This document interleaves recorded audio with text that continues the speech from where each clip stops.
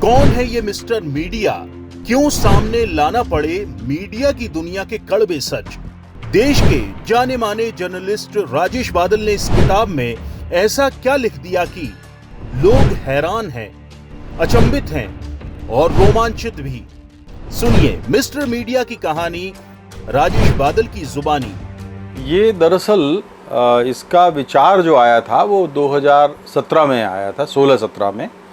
और इसलिए कि जिस तरह से हमारे संचार साधनों पर दबाव बढ़ रहा है, व्यावसायिक दबाव है, सियासी दबाव है, और भी जो तमाम हमारे काम करने की स्थितियां हैं वो बदल रही हैं, तो उनके भी अपने दबाव होते हैं।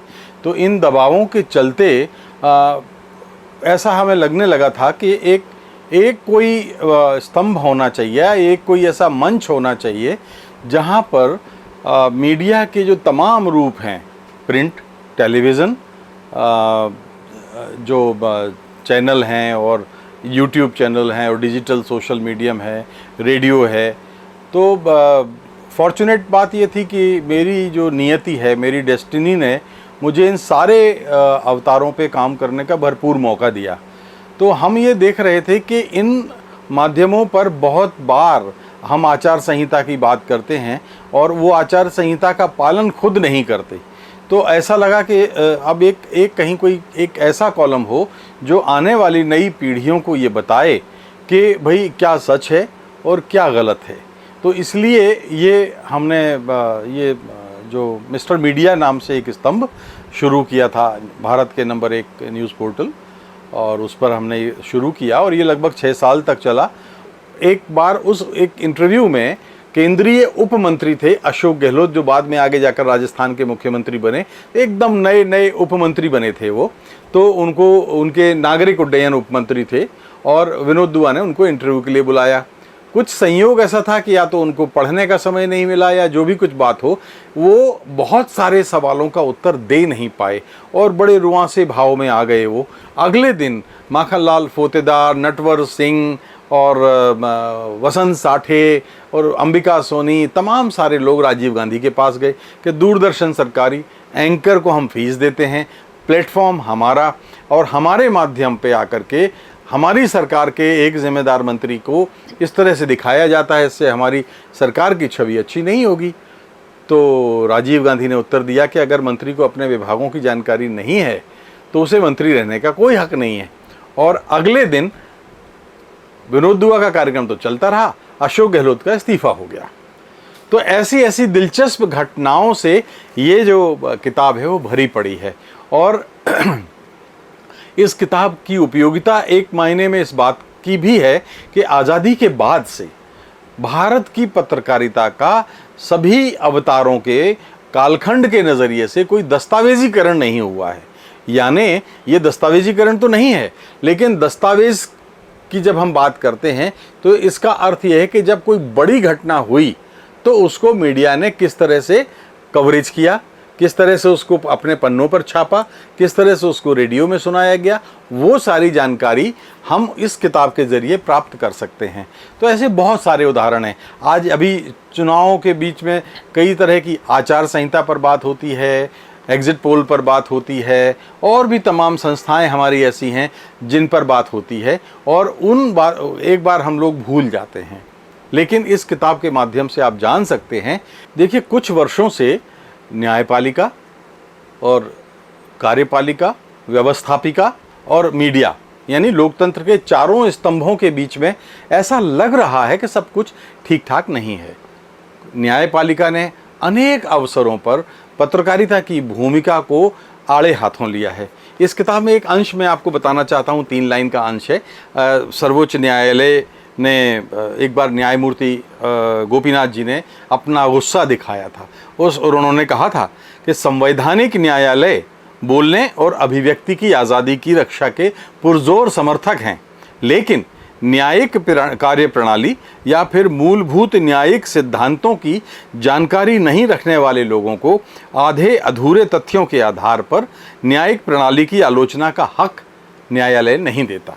इसका अर्थ यह है कि अब पत्रकारिता को अपने गिरेबान में झांकने की नौबत आ गई है, क्योंकि न्यायालय की राय ये बन रही है कि हम शायद बहुत तैयारी के साथ अपने प्रोफेशन में काम नहीं कर रहे हैं। दूसरा जो सियासत का मामला है, उसमें हमने ये भी देखा है कि सियासत के साथ पत्रकारों और संपादकों के जो मधुर संबंध हैं।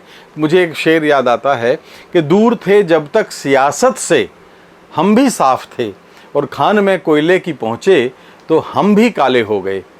तो कहने का मतलब यह है कि इस तरह की बहुत ही दिलचस्प सूचनाओं, घटनाओं, प्रसंगों और तमाम उन लोगों की जानकारियां आप इसमें प्राप्त कर सकते हैं जो हमारे पत्रकारिता के पुरोधा रहे हैं। बनारसी दास चतुर्वेदी हों, राजेंद्र माथुर हों, प्रभाष जोशी हों, सुरेंद्र प्रताप सिंह हों, धर्मवीर भारती हों, या फिर विनोद दुआ हों, या उन जैसे बहुत सारे हमारे जो पुरखे हैं जिनको हमारी आने वाली नई नस्लों को जानना चाहिए। देखिए, मैं आपको बताऊं कि मैं 1980 में हम लोगों ने भारत में पत्रकारिता की आज़ादी के लिए, पत्रकारों को उसके उत्पीड़न के खिलाफ एक ऐसी लड़ाई लड़ी थी जो हिंदुस्तान में अभी तक पहली और आखिरी घटना है जिसकी जुडिशियल इंक्वायरी हुई थी, न्यायिक जांच हुई थी। आज तक कहीं उससे पहले ना उसके बाद किसी घटना की कोई न्यायिक जांच नहीं हुई। और न केवल ये, बल्कि ये भी आप पाएंगे कि किसी भी सेमी जुडिशियल बॉडी की जो अगर कोई जांच करती है तो वो दो संस्थाएं ऐसी जांच नहीं करती किसी एक मामले की। मतलब इस पत्रकारों को सताए जाने के मामले की दो सेमी जुडिशियल बॉडीज़ ने जांच की, एक प्रेस काउंसिल ने और दूसरा स्वतंत्र न्यायिक जांच आयोग ने। और वो न्यायिक जांच आयोग ने हम लोगों के सताए जाने की बात सच पाई, और ये उन्होंने अपनी व्यवस्था दी न्यायिक जांच आयोग ने कि पत्रकारों को अपना स्रोत बताने के लिए बाध्य नहीं किया जा सकता। तो मैंने इस घटना का जिक्र इसमें किया है। और दुष्यंत कुमार की एक कविता जो मुझे बड़ी अच्छी लगती है, कम लोग जानते हैं दुष्यंत कुमार के बारे में, वो मैंने शेयर की है। अगर हो सकता है आपको भी पसंद आए। तो मैंने इसमें दुष्यंत के इस कविता का जिक्र किया है। चल भई गंगा राम भजन कर, सूखे ताल भरी दोपहरी, प्यासी मारे फिरे टिटहरी, गर्मी गहरी से भी गहरी, सहनी है चुपचाप सहन कर, घर के दरवाज़ों पर पहरा, जलसों पर नारों पर पहरा, सारे अखबारों पर पहरा, खबरें आती हैं छन छन कर, अब अपनी कलम उठाकर रख ले, या फिर इसका हक दे दे, तनिक सच्चाई की न झलक दे, और सिर्फ उजालों का वर्णन कर, पथ ऐसे सुनसान पड़े हैं जैसे लोग यहाँ लंगड़े हैं, कुछ जो चाहें रोक खड़े हैं, हाथ जोड़कर इन्हें नमन कर, वे जो प्रतिभावान बड़े हैं उनके साथ बड़े लफड़े हैं, अंतिम निर्णय का अवसर है, इन प्रश्नों पर आज मनन कर, मैंने देखा यार निकट से, कोई त्राण नहीं संकट से, ये सर ऊंचा है चौखट से, और फिर तू चलता है तनकर, चल भाई गंगा राम भजन कर।